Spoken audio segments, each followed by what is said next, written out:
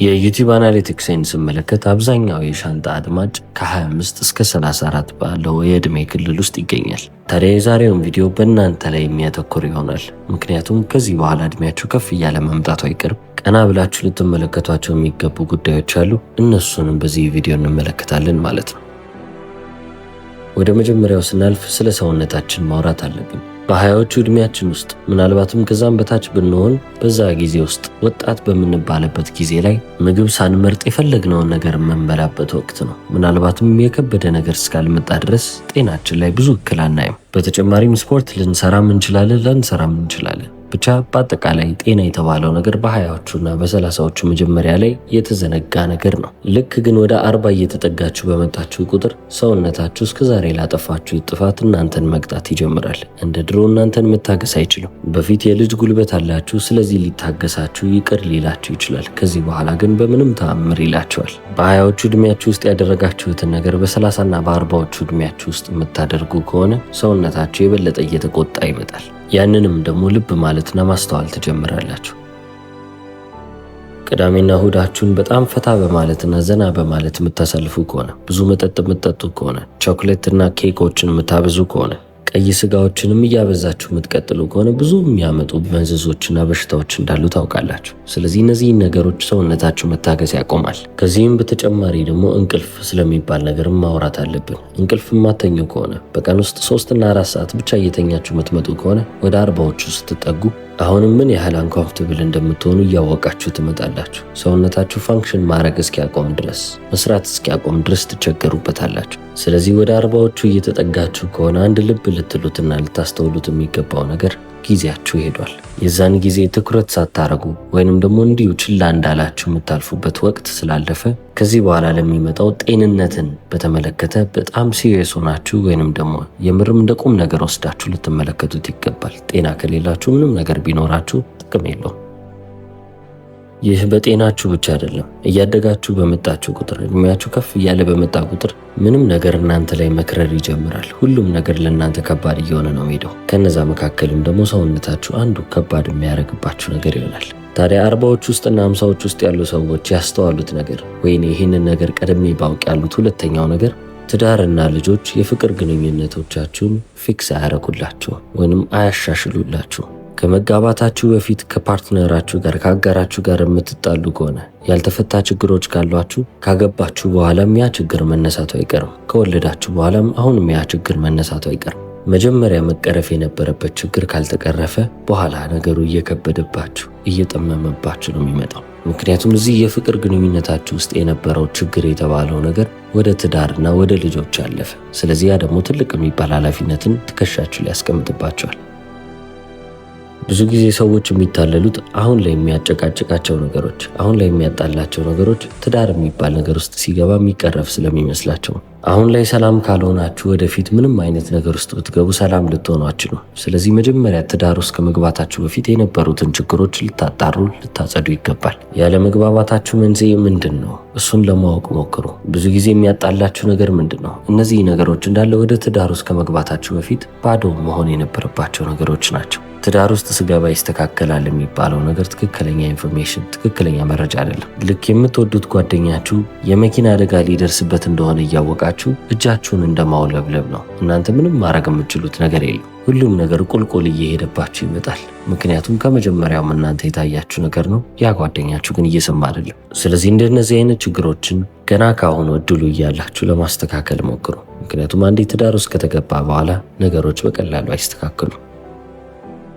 ቀጣዩ ምክር ትንሽ ሰዎችን ሊያስቀይም ይችላል። ትልቅ ሰው ሆናችሁ የሰዎችን አስተያየት፣ የሰዎችን መልእክት፣ የሰዎችን ማረጋገጫና የሰዎችን ተቀባይነት የምትጠብቁ ከሆነ እናንተ ለምታደርጉት ማንኛውም ምርጫ ሰው የሚያስፈልጋችሁ ከሆነ የልጅ አዋቂ ናችሁ። በህይወት ውስጥ አንድ በጣም ጠቃሚ ምክር ምከረን ብትሉኝ እዚህ ምድር ላይ ልታደርጉ የሚገባው ነገር በሌሎች ሰዎች እንድትጠሉ ወይንም ሌሎች ሰዎች እንዳይወዷችሁ የሚያደርግን ነገር ማድረግ ይጠበቅባቸዋል። በዚህች ዓለም ውስጥ ሰውን ሁሉ ለማስደሰት ልኖር ካላችሁ ይህች ዓለም ምን ያህል ጥቁር እንደምትሆንባችሁ ለማየት ቸኩላችኋል ማለት ነው። ለሰው ደስታ፣ ሰውን ለማስደሰት እናንተ ባትፈልጉት እንኳን ሰው ይወደዋል። ይህንን ነገር ሳረግ ሰው ከወደደው ደግሞ እኔንም ይወደኛል፣ እኔንም ይቀበለኛል ብላችሁ ያደረጋችሁት ምንም እና ማንኛውም ነገር እናንተን የበለጠ ጨለማ ዓለም ውስጥ እየከተታችሁ ነው የሚመጣው። ስለዚህ ምናልባትም የአዋቂነት ህይወታችሁን የምትኖሩ ከሆነ እንደ ትልቅ ሰው መኖር የምትፈልጉ ከሆነ ሌሎች ሰዎች ሊበሳጩ የሚችሉባቸውን ነገሮች ልታደርጉ ልትፈጽሙ ይገባል ማለት ነው። በቃ ሁሉንም ሰው አስደስታችሁ አትችሉትም።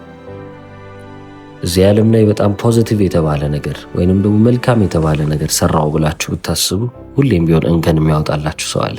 ታዋቂው ዩቲዩበር ሚስተር ቢስት ወይንም ደግሞ ጂሚ ዶናልድሰን በጣም ብዙ ጊዜ የተናገረው ነገር ነበረ። እኔ ብዙ አይነት ቪዲዮዎችን ሰርቼ አውቃለሁ፣ ብዙ አይነት ቪዲዮዎችንም ስሰራ ይታዩልኛል። ነገር ግን ከማይታዩልህ ቪዲዮዎች መካከል አንዱ የትኛው ነው ብትሉኝ የእርዳታ ቪዲዮዎቼ ናቸው። ሰው ለምን እንደሆነ አላውቅም፣ እኔ ጥሩ ነገር ባደረግኩ ቁጥር፣ የበለጠ ሰው በረዳው ቁጥር፣ ሰው ላግዝ ባልኩ ቁጥር እኔ ወደ ታችም መታለሁ፣ እኮረኮማለሁ ይላል። እስከ ዛሬም ከሚያገኘው ቪው አንጻር ዝቅ ያለ ቪው የሚያገኘው እንደነዚህ አይነት የቻሪቲ ቪዲዮዎችን በሰራበት ጊዜያቶች ላይ ነው። ጆሮአቸው በስትክክል መስማት የማይችሉ 1000 የሚሆኑ ሰዎችን አምጥቶ ሂሪንግ ኤድ አስገጠመላቸው። ጆሮአቸው ላይ የሆነች የምትገጠማለች የበለጠ ጥርት አድርገው እንዲሰሙ የሰዎችን ድምፅ በቀላሉ እንዲረዱ የሚያደርግ ወደ 1000 የሚሆኑ እውሮችን እንዲያዩ አደረጋቸው። 1000 የሚሆኑ ውሾችንም ከመሬት ላይ አንስቶ ቤት እንዲያገኙ አደረጋቸው። እንደዚህ አይነት ቪዲዮዎች ላይ ሁሌም ቢሆን ጂሚ ይወቀሳል። ነገር ግን የኢንተርቴይንመንት ቪዲዮ ሲሰራ መኪኖችን ከመኪኖች ጋር እያጋጨ ሲመለከት፣ ሌሎች አስገራሚና አስደናቂ የሚባሉ ቪዲዮዎችን ሲሰራ ግን ማንም የሚተቸው የለም። ተቺዎቹ ድምፃቸውን ጸጥ ያደርጋሉ። መልካም ነገር ግን ለመስራት ባሰብኩ ቁጥር፣ አፍሪካ ውስጥ ያሉትን ሰዎች ልርዳ ባልኩ ቁጥር፣ ኬንያ ውስጥ ገብቼ የከርሰ ምድር ውሃ እንዲያገኙ ገጠራማ ቦታዎች ላይ ሄጄ ኢንቨስት ባደረግኩ ቁጥር ግን የበለጠ ጩኸቱ እየበረከተ ይመጣል ይላል። ስለዚህ ከዚህ ሁሉ ነገር አንድ ነገር ልረዳ አካላችሁ ይሄ ነው። እዚህ ዓለም ላይ ምንም ያህል ጥሩ ብላችሁ የምታስቡትን ስራ ብሰሩ የሆነ የሚደብረው ደስ ያላለው ሰው ይኖራል። በሁሉም ሰው ልትወደዱ አትችሉም። ሁሉንም ሰው ልታስደስቱ አትችሉም። ሁሉም ሰው የሚወደውንም ነገር ልታደርጉ አትችሉም። እናንተ አንድ ሰው ናችሁ። ልባችሁ ማድረግ የሚፈልገውን ቀናና በጎ ነገር አድርጋችሁ ብቻ አለፉ። ቀጣዩ ደግሞ ምንድነው ካላችሁ የእናንተ ሶሻል ሰርክል በአካባቢያችሁ ላይ ያሉ ጓደኞቻችሁ፣ ዘመዶቻችሁ ወይንም ደግሞ የቅርብ የምትሏቸው ሰዎች እያነሱ ይመጣሉ። ያም ደግሞ ለእናንተ ጥሩ ነው። ከአሁኑ እንድትረዱትና እንድታውቁት ብዬ ነው ይሄንን እየነገርኳችሁ ያለሁት። ወደ ኋላ ልመልሳችሁ እችላለሁ። ሃይስኩል እያላችሁ ብዙ ጓደኛ ነበራችሁ። ከሃይስኩል ስትወጡ ወደ ዩኒቨርሲቲ ስትገቡ የነበሯችሁ ጓደኞች ትንሽም ቢሆን ያንሳሉ። ነገር ግን አሁንም ብዙ ናቸው። ከዩኒቨርሲቲ ከወጣችሁ በኋላ ነው እንግዲህ የምርም ጓደኞች እያጣችሁ የምትመጡት። ምክንያቱም የዛኔ ሰደንሊ ላይፍ በጣም ሲሪየስ ይሆናል።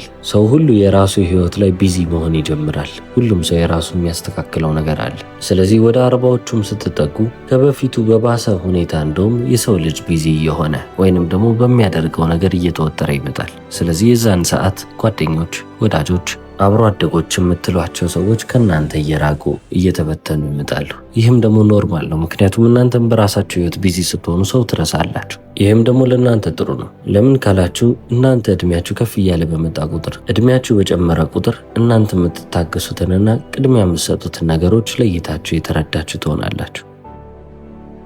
ስለዚህ ጓደኞቻችሁ ምንም አይነት ነገር እያደረጉ ቢሆን እዚህ ጋር በህይወቴ አንደኛ ቅድሚያ የምሰጠው ነገር አለ ብላችሁ የምታስቡትን ነገር መስመር እስካላስያዛችሁ ድረስ እዛ እነሱ የሚያደርጉትን ለማድረግ እየተጣደፋችሁ አትወጡ። ሁሉንም ነገር እርግፍ አድርጋችሁ ትታችሁ ከእነሱ ጋር ዘናና ፈታ ለማለት ብላችሁ ሁሉንም ጥላችሁ የምትወጡ ከሆነ እናንተ ሞኝ ናችሁ። እንግዲህ ሌላ ምን ይባላል? እድሜያችሁ ከፍ ሲል ሁሌም ቢሆን ልብ የምትሉት ነገር አለ።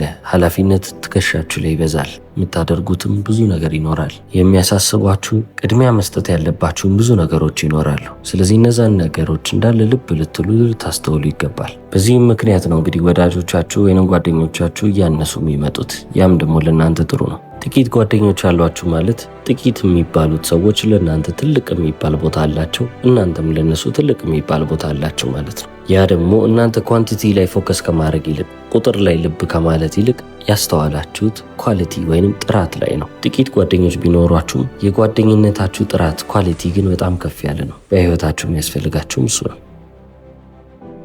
ከዚህ ቀጥሎ ልብ የምትሉትና የምታስተውሉት ነገር እናንተ ሰክሰስ ብላችሁ የምታስቡት ነገር ወይንም ስኬት ብላችሁ የምታስቡት ነገር ከጊዜ ሂደት እየተለወጠ እየተቀየረ እንደሚመጣ ነው። ይህንንም ካሁኑ አውቃችሁ ለቀቅ ልታደርጉት ይገባል። በህይወት ውስጥ ለውጥ አንዱ አካላችን ነው። ስለዚህ ሁሌም ቢሆን እየተለወጠን እየተቀየረ ነው የምናልፈው። እያደግንም ሊሆን ይችላል ወይም ቁልቁል እየወረድንም ሊሆን ይችላል። አብዛኛውን ጊዜ ደግሞ ያወቀን ይመስለናል። የምንፈልገውን ነገር ለይተን የተረዳን ያወቀን ይመስለንና ነገር ግን እዛ ቦታ ላይ ስንደርስ አይ ይሄ አይደለም እንላለን። ህይወት ኮምፓውንድ ታደርጋለች። በ20ዎቹ ዕድሜያችን ውስጥ ያደረግናቸው ጥሩ ብለን ያሰብናቸው ነገሮች እንዳለ በ30ዎቹና በ40ዎቹ ዕድሜያችን ላይ ውጤቱን እየተመለከት ነው ወይንም ደግሞ የዘራነውን እያጭድን እንመጣለን። ነገር ግን በዛውም ልክ በ20ዎቹና በ30ዎቹ ዕድሜያችን ላይ ችላ ያልነውም ነገር ወደፊት ይመጣልናል። እነዛን መመለስ ያለብንን ጥያቄዎች ማስተዋልና ማገናዘብ ይጠበቅብናል።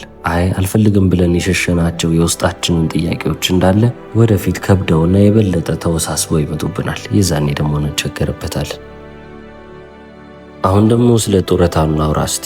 ጡረታ ዕድሜያችሁ እየመጣ እንደሆነ ታውቃላችሁ። በ60ና በ70 ዓመታችሁ እንግዲህ መስራት የምትፈልጉ አይመስለኝም። ቢያንስ የምትወዱትን ስራ መስራት ትፈልጉ ይሆናል። ነገር ግን የማትፈልጉት መስሪያ ቤት ላለመሞት ወይንም ደግሞ ገንዘብ ላለማጣት ብላችሁ መሰቃየትን አትፈልጉ። ስለዚህ እስከ ዛሬ ድረስ ስለ ጡረታ ዕድሜያችሁ የማታስቡ ከሆነ አሁን የማሰቢያ ጊዜያችሁ ላይ መድረስ አለባችሁ። በጡረታ ዘመናችሁ ሰውነታችሁ በማይሰራበት ሰዓት፣ በማይንቀሳቀስበት ሰዓት፣ እንደ ድሮ ጉልበት በማይኖራችሁ ሰዓት ላይ የሚያኖራችሁ ገንዘብ ያስፈልጋል። ያንን ገንዘብ እንዴት ነው የምታገኙት? ከአሁኑ ገንዘብን መቆጠብንና ለጡረታችሁ የሚሆን ኢንቨስትመንትን ማዘጋጀት የብልህ ሰው ምርጫ ነው። ምክንያቱም እዚህ ዓለም ላይ አውትሶርስ ልታደርጉ የምትችሉት ነገር በጣም ጥቂት ነው። ብዙ ነገርም ሊባል ይችላል ቱ ቢ ኦነስት፣ ነገር ግን ያን ያህል ብዙ አይደለም።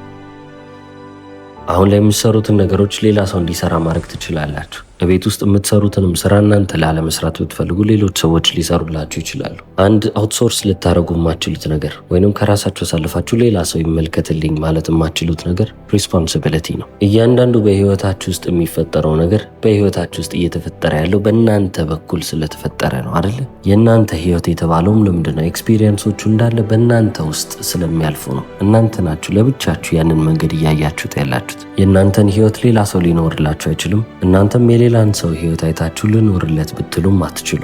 ምክንያቱም አንድ ሰው የራሱን ህይወት ብቻ ነው መኖር የሚችለው። ስለዚህ በህይወት ውስጥ የሚያጋጥሙን ነገሮች፣ የሚከሰቱብን ነገሮች ሊያሳስቡን አይገባም። ዋናው ነገር እነዛ ነገሮች ሲፈጠሩ እኛን ነገሩን እንዴት ሃንድል እናደርገዋለን፣ እንዴት እንወጣዋለን የሚለው ነገር ነው። ከጥቂት ደቂቃዎች በፊት ስለ ኮምፓውንድ ኢንትረስት እያወራኋችሁ ነበረ። ስለ ኮምፓውንድ ኢንትረስት ካወራሁ አይቀር አሁን ያልኩትን ሪስፖንሲቢሊቲንም ደግሞ በደንብ አድርጌ ከኮምፓውንድ ኢንትረስት ጋር ላስረዳችሁ። አሁን ላይ መወጣት ያለባችሁን ኃላፊነት የማትወጡ ከሆነ ኤክስኪውዝ የምታበዙ ወይንም ሰበብ የምታበዙ አይነት ሰዎች ከሆናችሁ እነዛ ነገሮችም እየተጠራቀሙ እየተደመሩ ይመጣሉ። ምናልባት ለጊዜው ጉዳዩን አመለጥኩት፣ በዚህ ሰበብ ምክንያት ራሴን አሳምኝ ያለፍኩት ብላችሁ ታስቡ ይሆናል። ነገር ግን ችግሩ የበለጠ እየሰፋ እየተለቀ ይመጣል። በጣም ትልቅ ሲሆንም ደግሞ የራሳችሁ አይደንቲቲ ወይንም ደግሞ የራሳችሁ ማንነት ነው የሚሆንባችሁ። አሁን ላይ ማድረግ ያለባችሁን ነገር የማታደርጉ ከሆነ፣ ጊዜ የለኝም ብላችሁ ሰበብ የምትሰጡ ከሆነ ወይንም ደግሞ አልችልም የምትሉ ከሆነ ምንም አይነት ሰበብ ይሁን እናንተን እየያዛችሁ እያሰራችሁ የሚሄድ ነገር ይሆናል። አይደንቲቲያችሁ ነው የሚሆንባችሁ። ማንነታችሁ ከሆነ ደግሞ ማንነትን ለማስወገድ ቀላል አይደለም። እናንተ በራሳችሁ ህይወት ውስጥ እየኖራችሁ ያላችሁ ግለሰብ ናችሁ። ስለዚህ በማንም ሰው ልታሳብቡ አይገባም። ማንም ሰው በእናንተ ህይወት ጥፋተኛ ቢሆን እንኳን ጣታችሁን ወደ ራሳችሁ ነው መጠቆም ያለባችሁ። ጥፋተኛው እናንተና እናንተ ብቻ ናችሁ፣ ሌላ ማንም ሰው አይደለም። የሰበቦቻችሁ ጥርቅም መሆናችሁ ታርፉታላችሁ። ያንን ደግሞ እንደማትፈልጉ ታውቃለሁ። እንደነዚህ አይነት ውሳኔዎችን እያወቃችሁ ልብ እያላችሁ እያስተዋላችሁ የምትመጡት መቼ መሰላችሁ? 30ዎችን ስታልፉ ነው። ሁሉም ሰው በህይወቱ ምን አይነት ምርጫ እየመረጠ እንደመጣና የእነዛን ምርጫዎች ውጤት ምን እየሆነ እንደመጣ በደንብ እያሰባችሁ እየተገነዘባችሁ ትመጣላችሁ። ጉዳዩ የበለጠ ግልጽ እየሆነላችሁ ይሄዳል። ማን ምን አይነት ህይወት እየኖረ እንዳለ፣ ለምን ይህንን ህይወት እየኖረ እንደሆነ ሁሉም ነገር ይገለጥላችኋል ማለት ይቻላል። ታዲያ አሁን እድሜያችሁ እየጨመረ በሄደ ቁጥር አንድ ነገርንም እየተገነዘባችሁ ልብ እያላችሁ ትመጣላችሁ። ሰምዴይ የሚባል ቀን የለም። የሆነ ቀን፣ የሆነ ጊዜ፣ አንድ ቀን አትሉ። በ10ና በ20 ዓመቶቻችሁ ውስጥ አንድ ቀን ብላችሁ ያሰባችሁት ነገር መቼም እንዳልመጣ ትገነዘባላችሁ። የዕለት ህይወታችሁን መኖርም የምትጀምሩት በ30ዎቹ ነው። አስተዋይና ብልጥ ከሆናችሁ ነው። ብዙ ሰው በ30ና በ40ዎቹ አልፎም ደግሞ በ50ዎቹ እስከ እርጅና እድሜው ድረስ ሰምዴይ እያለ የሚኖር ሰው ይኖራል። የሆነ ቀን የሆነ ቀን አርፋለሁ፣ የሆነ ቀን ላይ እደሰታለሁ፣ ይሄ ነገር ሲፈጠርልኝ የዛኔ እፎይ እላለሁ። አብዛኞቹ የሆነ ቀን ብለን የምናወጣቸው ነገሮች በፍጹም የማይፈጠሩ ነገሮች ናቸው። ስለዚህ ባካችሁን ራሳችሁን ማታለል አቁሙ። የሆነ ቀን አትመጣም። ስንጸልይም የዕለት እንጀራችንን ስጠን ዛሬ የምንለው ለምንድን ነው? የዕለት የተባለው የዛሬውን የተባለውን ህይወት እንድንኖር እኮ ነው። ለነገም እያሰብን ከነገ ወዲያም ያለውን ነገር እየተጨነቀን እንድንኖር ከሆነማ የዕለት እንጀራችንን ብቻ አይሆንም ነበር። ስለዚህ ሁሌም ቢሆን የዕለቱን ለመኖር ዝግጁ ሁኑ። እናንተ ማሰብ ያለባችሁ መገንዘብ ያለባችሁ ነገር ዛሬ እዚች ምድር ላይ የመጨረሻ ቀኔ ቢሆን ምን አይነት ህይወትን መኖር እፈልግ ነበረ፣ እንዴት አድርጌ ያሳልፍ ነበር የሚለውን አይምሯችሁ ውስጥ ያዙት። ለደስታ ምንም አይነት ቀጠሮ አትስጡ። ለማረፍም ቀጠሮ ወይንም የሆነ ቀን አታስቀምጡ። አሁንን እየኖራችሁ ማለፍ የምትችሉ ሰዎች መሆን አለባችሁ። ይህ ማለት ሬክለስ ሁኑ፣ ግዴለሽ ሁኑ፣ ዝርክርክ ሁኑ እያልኳችሁ አይደለም። ህይወት እንዳለች ነገም ልትመጣ እንደምትችል ማሰብ ትችላላችሁ። እንደዛም ቢሆን ግን አሁንን ማጣጣም የምትችሉ ሰዎች ትሆናላችሁ። ቪዲዮ በጣም ጠቃሚ እንደሆነላችሁ ተስፋ አድርጋለሁ። እስከ መጨረሻው ስለተከታተላችሁ አመሰግናለሁ። ቻው።